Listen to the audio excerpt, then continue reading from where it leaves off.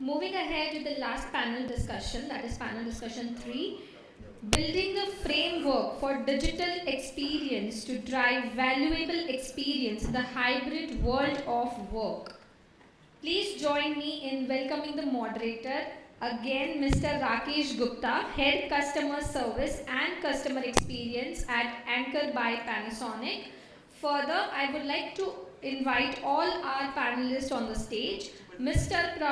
Pranav Kumar, SVP Customer Service and Experience at Poonawalla Fincorp. Mr. Mahendra Bindra, VP Customer Experience at Unity Small Finance Bank. Ms. Suruchi Kore, Head of Digital and Social Strategies, Group Communication at Bajaj Group. Mr. Sibasish Pani, Head Digital Innovation and Technology, ESP at Schneider Electric. Mr. Rajib Sen, Head of Digital at Hero Fincorp. Can we have a big round of applause for the moderator and all our panelists? Thank you. Good afternoon again. So the difficult part, मैंने पहले बोला ना. Good afternoon again.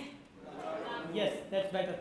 So the panel, pleasure to be with all of you, sirs and ma'am here. So the panel, today what we have been discussing about, building the framework for digital experiences to drive valuable experience in the hybrid work.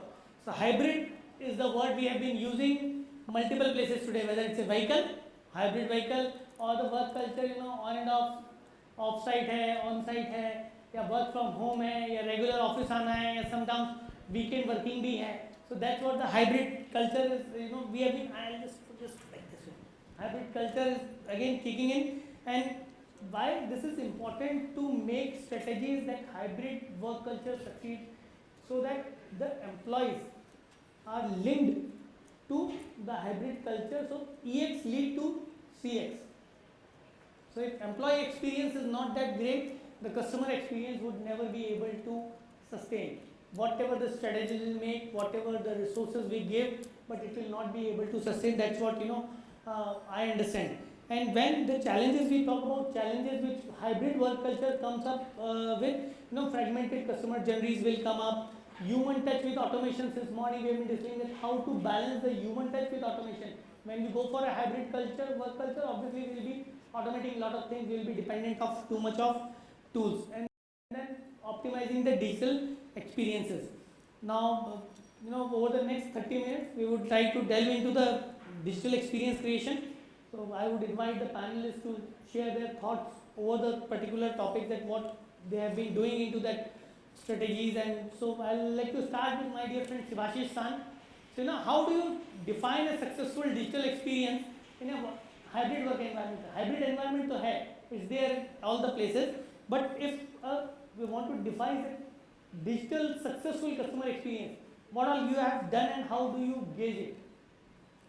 Thank you, Rakesh, for this wonderful question. I think this is a question which keep on pestering all of us. Though organizations are trying to bring their employees' workforce back to office, but really challenging, right? You will all accept. So when it comes to the good digital experience for a hybrid environment, what we feel is there should be the elements of physical and digital should work together to give that good experience, user experience. Some of the basic expectations are, first is unified communication tool, where users are able to work or communicate together first. Second is the cloud-based collaboration, be it working on an app or sharing data. Unless and until you have a good infrastructure to support that cloud-based collaboration, people will not be able to work. Third is the user-friendly design. Now, when people are working from home, it becomes more imperative to have the UX supporting the users, so that they are able to work without any kind of trouble. That is third thing. Fourth is, to do this, we must have a robust infrastructure, IT infrastructure, which is able to kind of support this entire journey. Be it secure VPN networks, which will ensure my next point, which is data security and privacy. And finally, to do this, the culture of inclusivity should be there. When I say inclusive, it means that people are treated equally, though they are working hybrid, work from home or office. To meet all these things, no, some of the things which need to be taken care of while you are designing IT applications, like seamless integration across platforms. That's the first thing. Second is while we are talking about UI, user interaction, so it is user interface. It is around. Are we taking care? Are we thinking from the angle whether this application is accessible for all, irrespective of their physical and cognitive capabilities? Then comes important points like how are we maintaining the consistency of the design language across application which the users are coming together. There are important points like whether the application or platform which you are developing are it scalable, are it future ready. We have seen how COVID had transformed the way the users work at office or at home. So we don't know what is next. So are the applications ready? So in essence, building that good digital experience is essential for an employee or a user to have that to work efficiently and deliver what is expected. So excellent point. Sibasish, you spoke about infrastructure. You spoke about available applications. You spoke about culture. So culture brings to me to the employee engagement. So that's where the culture begins. The culture which organization builds, and it's across the functions which is being built. It's not only the responsibility of HR to bring a culture. So across the functions it has to be done. So Suruchi, coming back to what are the strategies which we can or the organization can identify to enrich the employee engagement. So once an employee is engaged, his experience is better. So what are the strategies which we can implement to enhance employee engagement in a hybrid kind of setup where people are not there in the office? हम उससे रंगोली बनवा नहीं सकते हैं. But he is not there in the office. So what are the strategies we can implement? Yeah. Good evening, everyone, and thank you, Rakesh. Like we are talking, I would personally also want to talk about hybrid work culture, जहाँ पर घर से काम कर रहे हैं. Additionally, because I am part of a Bajaj Group communications team where we are also trying to get together employees from Bajaj Consumer Care, which is a youth-centric company. The employees are also more young. As compared to Bajaj Sugar, which is a sugar-based company, चीनी मिलें जो उत्तर प्रदेश में the employees are very different, the culture is very different. But then we want to hold them together as a group when it comes to the culture of Bajaj family, the kind of values that we want to talk about.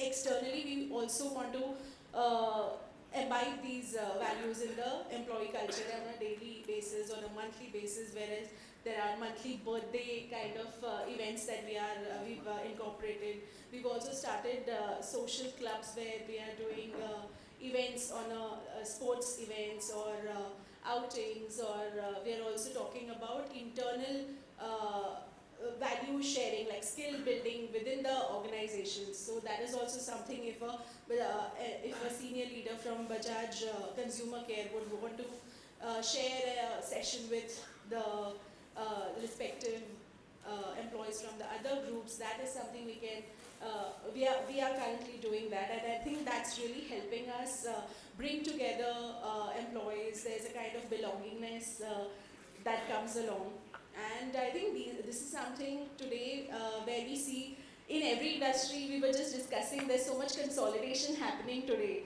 A lot of people from different companies, different cultures are coming together, and I think it's an important time as well for all our industries, where we have to look at how the employees are going to be adjusting with each other.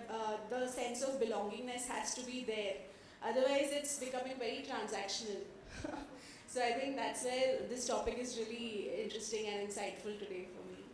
Looking forward to other Great, points. Suruchi. So cricket matches is the interesting part. We are soon going to have one at our office as well. But yes, when Pranav, as Suruchi spoke about the culture, the belongingness, ownership, inclusivity, what Sibasish spoke about. But at the same time, the technology also plays a very important role when we speak about hybrid culture. So according to you, what kind of technologies an organization should invest so that the experience for the hybrid workers should be seamless? The digital experience has to be seamless. So there will always be a requirement of technology. So would like you to throw some light on that. Sure. Thanks, Rakesh, and good afternoon, everyone. So, I'd like to answer this particular question from 2 points. One is from the customer side, the other is from the employee side. So, because when we talk about hybrid work environment or a hybrid culture, it applies also to the customers. Because today the customers are free to either go to a brick and mortar kind of a setup, or which is a physical setup, which is a store or a branch or anything. And as well as they are also available on the digital side. So in terms of the convenience, in terms of accessibility, they would also want to experience the product or the service on a digital side. So basically, 3-4 key elements which any organization should definitely have in terms of the technology or the tech stack. First and foremost, as we have kind of in the earlier sessions also, we have heard about the omni-channel presence. For the customer, when I say omni-channel presence, the servicing or the product should be available at the store, should be available at your website, your mobile app, as well as on your from the servicing side, the contact center operations, the email setup, then your chatbots, your servicing and interaction on WhatsApp enabled services. So all that should definitely be there to create a proper omni-channel experience for the customer, right?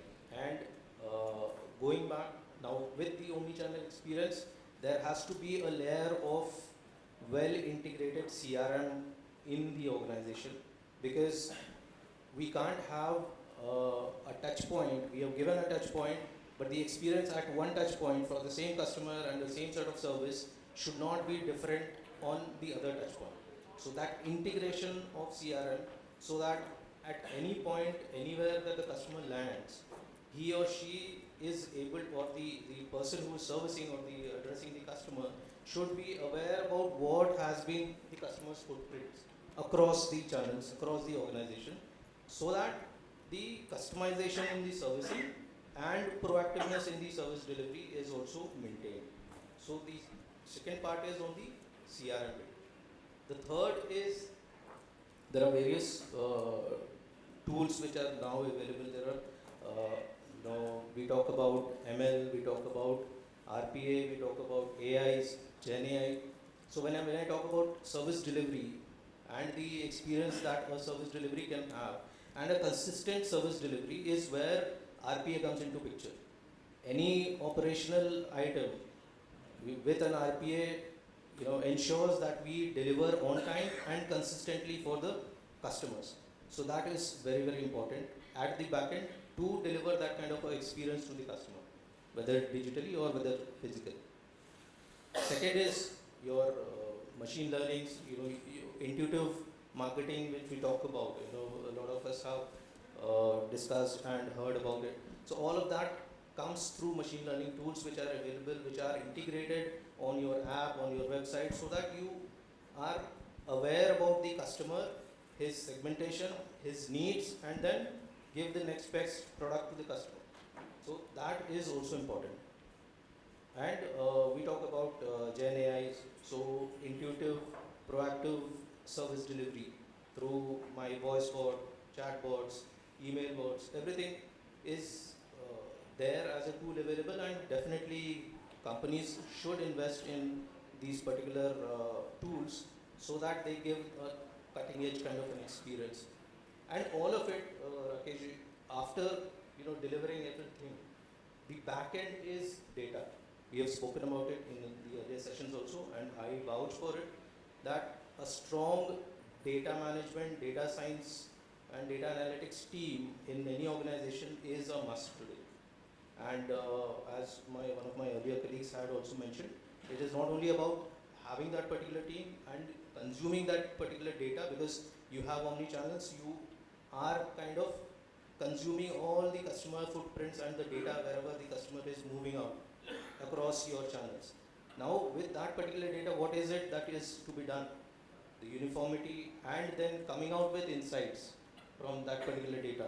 And with those insights, actionables should be there, whether it is to segment the customers, whether it is to preempt the servicing needs of the customer, or whether it is to pitch some sort of an offer, some sort of a nudge to the customer so that he can kind of experience that particular digital experience without any intervention from anyone, but he gets those nudges.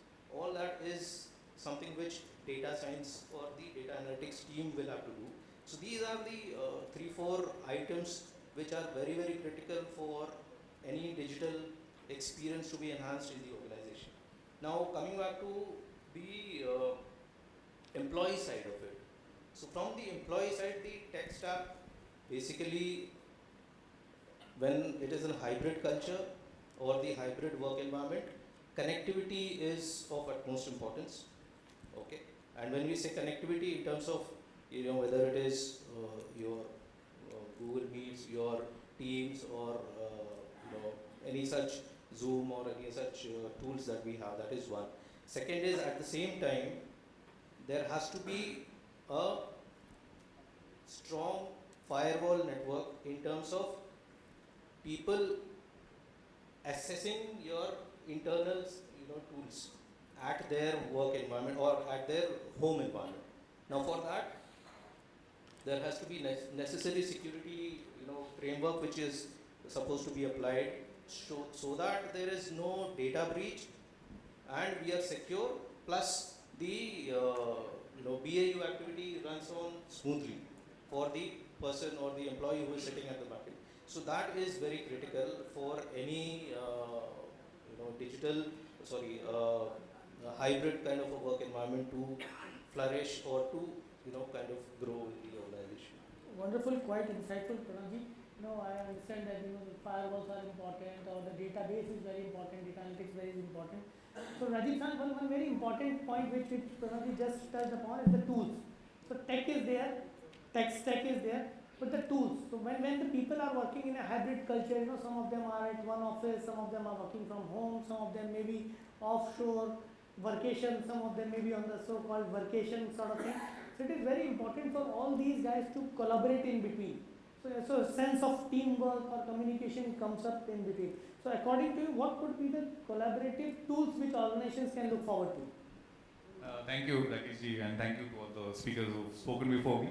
So I'll try not to repeat the points in that sense. So I think it's a very interesting question, and the first thing is that I'm sure everyone in the audience as well. We in our personal lives as well. I mean, I'm just stepping aside from the professional and looking at person. So a lot of us have staying in Bombay or metro cities. A lot of us have, let's say, family who are abroad, family who are outside, right? So what's happened is that a lot of the collaboration tools and techniques, as you mentioned, Rakesh ji, that we're using today, we are already, or on the personal side, perhaps the adoption has been faster, and on the professional side, post-COVID, that's kind of coming. Like all of us are already on WhatsApp, maybe Skype calls, and now obviously Skype is no longer there, but video calls, etc. So those collaboration tools are inherently there with us. We are using that to communicate that with our family, etc.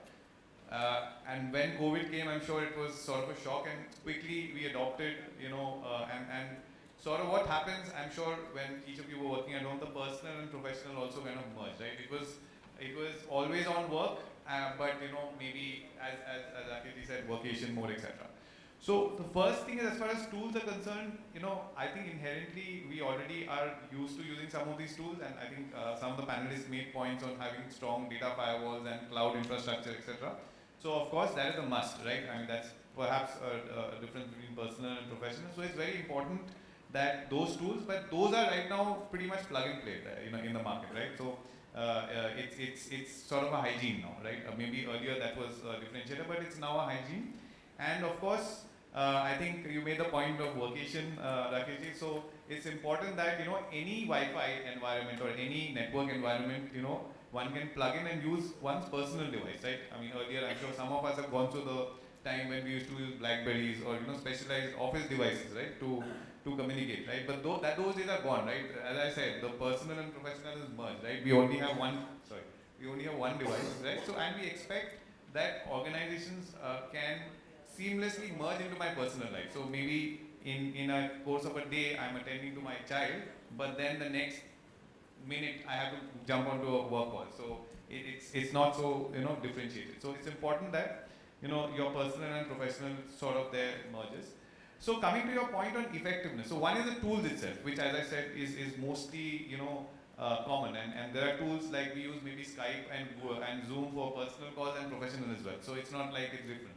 Like I've been on family calls where people are sharing some photos etc. on a Zoom call as well. So the tools now are standard. I think what is important for people to adopt it, one obviously the infrastructure, is to have a sense of vision, right? So when you are in a group, let's say it could be a customer service group or it could be any other, it could be IT or a sales team. So the vision and purpose is important, right? So if just like in an office environment, a remote team also needs to have their goals clearly defined. Like, do you know what are the matrices or what are the KPIs that you need to deliver in a course of a day, week, month? I think in your presentation you were talking about certain matrices which you have for your engineers, right? Similarly, in a customer service environment which I worked in the past, you have matrices like handling time or customer satisfaction, etc. So your goals should be clear, right? So the office environment or the work environment doesn't make that much of a difference. So goals should be clear.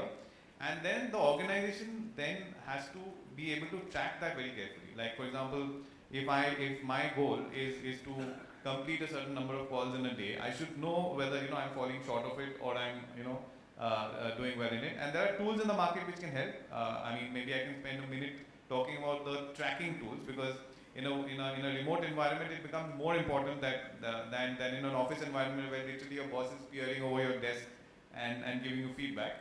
Here, here you may feel that you're sitting at home and working, but the tracking is in fact even more, right? And there are tools to track multiple aspects, right? So it's important to track to make sure, for example, in a customer service sense, like idle time or all of this can be tracked remotely as well.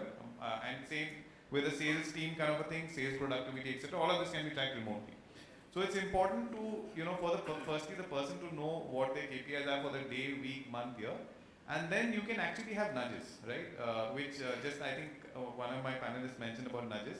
So you can have nudges which give feedback remotely and through machine learning how you are doing. Like even in the course of a call, you have AI who can assess your call and sort of give you feedback on maybe your tonality, etc., etc. So the tools are many. You don't need to be in person. You don't need to actually be next to that person. So using those tools in a very effective manner there's a balance between snooping and giving the right amount of feedback. So you have to tone that thing, tonality. I mean, you shouldn't put like 3 video cameras in front of your employees, but obviously the KPI should be tracked. If it's a sales team, tracking the sales productivity, service teams track their tonality, etc. And to be able to give them constructive feedback all the time. And obviously have that sense of camaraderie, that you're one team, to even in a remote environment to have that great culture. I think the question of culture already came, so I won't repeat too much on it, but drive that culture and obviously that sense of belonging, so that a person who's remote and a person who's in office has a common KPI, common sense. So if I'm gunning for 100 files to be logged in a day, everyone is on it, and remotely I know that my contribution for the day, just like in a cricket match. I know my contribution, I need to go at a certain run rate to win the match. The person, sitting remotely also knows mera run rate kitna hai, and I have gone for it, and I'm continuously getting statistics saying whether I'm achieving it or not. So that's what's important, and obviously tools are just a factor which helps. Great, thanks Rajib sir. Now coming to you, Mahendra sir, we have started with the infra, culture, tech stacks, and he has spoken a lot about tools, that what are the tools which could be useful. But as I mentioned during my previous presentation, at the core it is human. So when we speak about so many tools, how do you see that training of usage of these tools. As he mentioned, very little difference between snooping and giving a feedback. So how do we train our people to use these tools effectively so that the digital experience which we want to deliver them, whether they are utilizing it properly or not, and how this training can be ongoing rather than a one-time training, how organization can ensure that these trainings are ongoing for a longer period of time. Thanks, Rakesh. Good afternoon, everyone. I think I'll start by saying a lot of people in this room would have encountered in their organization a lot of projects and deployment of new tools have failed. Where the tech team is blaming the user, the business team, and the business team is blaming the tech team. More often than not, of course, there are tech failures and there are other failures at times, but there's an element of training, lack of training, lack of proper training, or lack of onboarding the users in a way where they understand the tool, the expectation from the tool, which is not done, and hence projects fail and things fail. I think training plays a very, very important part. It helps the user understand what should be expected out of the tool, number one, how to use the tool, and how to leverage the tool to perform better. Similarly, a classic example would be any organization sales team, right? The moment you introduce a new tool, the first question they will ask, "Mera sale badhega kya?" Right? And if they see the tool is complicated, it's complex, they may use it a day or two, and after that it is sidelined and they follow the more pen and paper or the traditional way of doing it. So I think for any organization, doing the training right, doing it first time right, making sure the users are onboarded, and how do you onboard the users is to, for any product or any launch or any deployment to be successful, is to do the right training, and more often than not, I'll make sure it's politically correct. I think more than the training content, it's a trainer, who can make the concept or the training more interesting and make sure that the users are engaged. So I think these are the few things which are very critical. And as you rightly mentioned as part of your question, I think a lot of the time organization or leaders feel training is just a checkbox item. I strongly feel training cannot be a checkbox item. It has to be an ongoing process. Humans need to evolve. Similarly, the training content has to evolve, the methodology has to evolve, as well as the ongoing training has to happen. At the same time, it's important for people to refresh and go back to the drawing board at times and come back so that they can perform better. So a lot of the time when, I think we are in December, appraisal season will be around the corner, right? I'm sure a lot of HR team will come and say, in L&D, we did hundreds of training and thousands of employees were trained. Training hours. Training hours, right? And it's a kudos for the HR team. But if the question is flipped, what was the output of those training? How did the organization benefited and how did the employee benefited? I think there are answers are very few and far in between.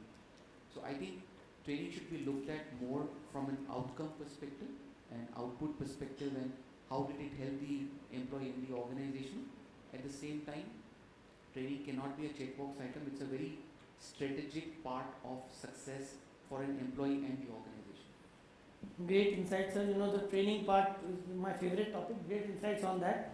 Now, when Sibasish, I'm coming back to you, when we speak about training of the tools, do you consider that it has to be user-centric or function-centric or department-centric or role-centric? The tools which has to be developed for a hybrid set of work, it has to be user-centric, depending upon the individual or that role, or what are the basic principles which should guide this entire process of selecting the right tool for a right user?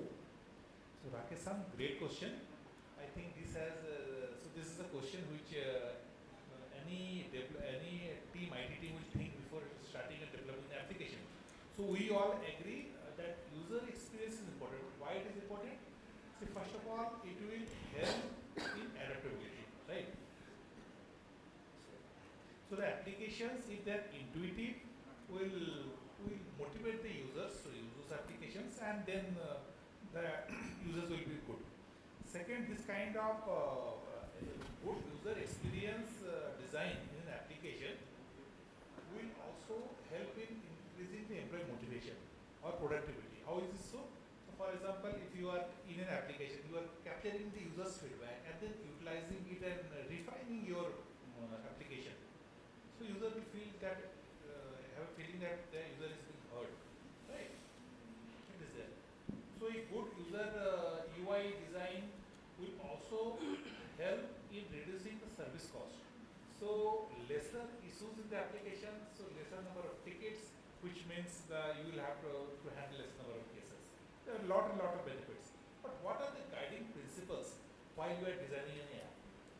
First and foremost is the empathy and understanding. Are you able to understand and deliver what the users are actually looking for? What pain point are you solving for those users?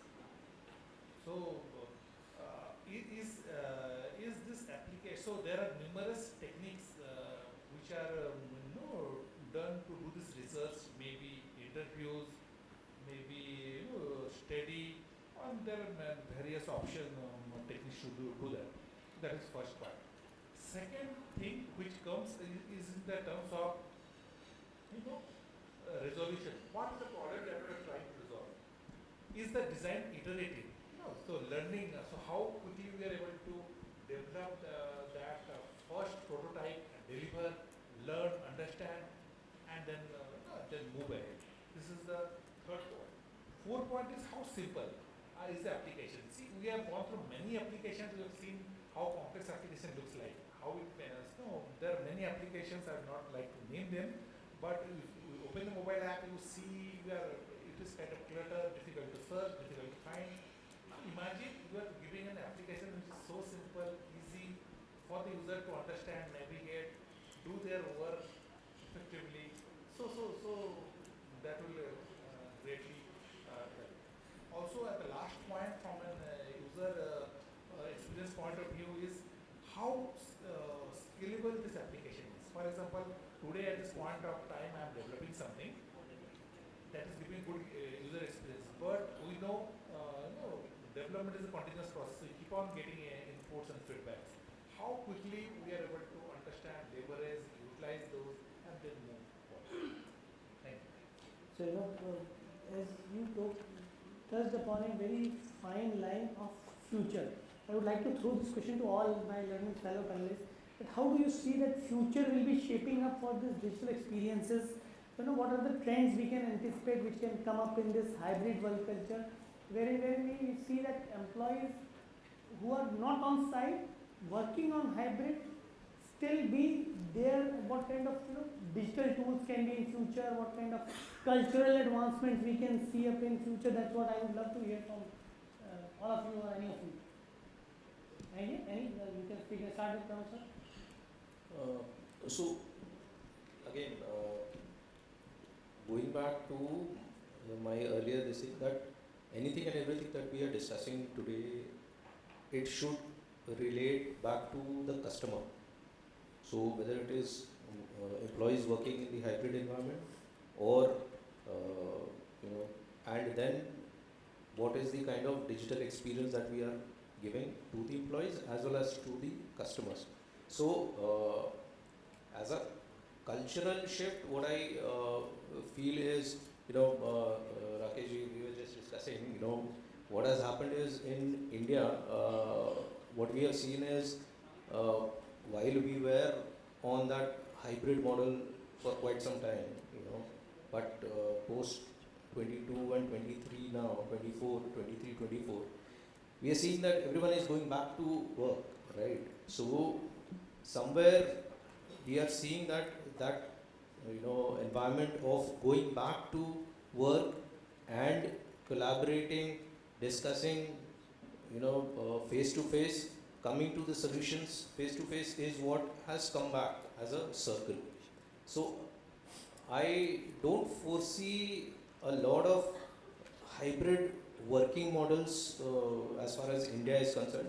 West is a different example, but India, what I see is now everyone is getting back to the ways of working that we had pre-COVID in terms of the working. But from a customer point of view, the digital experience is something which is going to be there. It is something which is customers would be expecting even more and more. They will, as was discussed earlier also, the essence is that customer would want convenience, customer would want timely delivery, and customer would want nothing but a good experience of every interaction, be it at whichever touch points. So that is something which needs to be kept in mind for each of the companies, each of the sectors of the organizations. My take would be, I think hybrid is here to stay. Different industries will have different level of people doing hybrid. For example, for a bank, the branch staff cannot work from home. They have to come to branch. They have to open the branch, right? But certain parts of the organization in every sector would have hybrid working. What's the future looking like? I think the future is going to be more evolved. I think with 5G coming into place and other AI enhancement, so on and so forth, it will happen over a period of time. I think it will make life more easier. I think the one key metric that will be tracked would be the total shareholder return. I think it's becoming even more difficult for organization to afford an office in a prime real estate area like Mumbai, right? So they will be moving away from Mumbai, right? And how do you get talent, right? If you want good talent, you need to spread across multiple offices. So from that perspective, I think a lot of organizations will have different playbooks and templates of the word hybrid. Certain teams will have 100% hybrid, certain teams may have 100% on-site for a variety of reasons, and certain team will have certain degree of hybrid culture. I think more importantly, pre-COVID, when it used to be 100% office, it was more easy for organization to control the culture. It's going to be more difficult and challenging for the HR teams and the culture team in the organization to maintain a consistent culture where you have teams, differently working. Some working remotely, some working on-site. So I think that challenge and that problem needs to be solved for. So I think this is how things will evolve as we move forward. I think technology will play a very, very big role.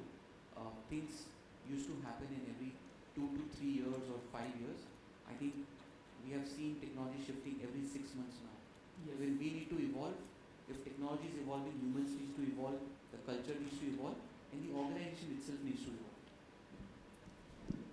I definitely agree, and I think where we are talking about the difference in cultures and how we can maintain the organization culture, even the customer should know what we are representing in a way as a brand. So I think utilizing the AI, the ML tools in the right way, I think training on that front is what's going to really help the organizations going forward. And as we can see today, the influencers, the influencers, content per se is really making a difference today. So I think that kind of training, facing a camera for all our departmental spokespersons, I think, is going to help organizations in the coming, when we talk about the future trends. Because to be able to speak up, to be able to portray your case study in a visual manner is what's going to really help us, what my take would be. See, for me, it is a different take. What I see is the number of people that are coming into the workforce day by day. The younger generation are coming. With more Gen Z coming in, the expectation from a work environment is going to change dramatically in the years to come. Which means that the requirement of work from anywhere is going to stay and it is going to dominate. This means as an IT strategist, we need to think and develop application and tools which will be able to support these things. We are thinking of developing even 3D models of equipments, machines, which will help the workers operate those machines from remotely. We are thinking of resolving customer complaints through virtual different technologies, VR, AR. So this will happen, and if you see as an organization also we are saving, the amount of cost which we have saved during COVID times by able So this is a changing and emerging trend. So I see it's going a long way.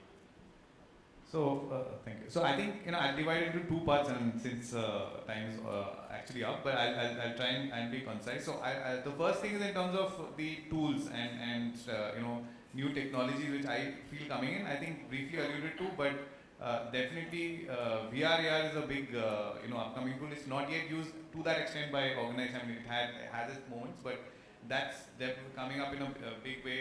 You can virtually be in a similar environment, if you use the Meta Quest device or Apple Vision Pro, it really sort of simulate. You had the chance in an exhibition. You really feel that you're in the same room as a person. So hybrid is definitely here to stay. I mean, while maybe in the short run we may go back to COVID, pre-COVID days, hybrid is here to stay, and VR, AR, and even AI.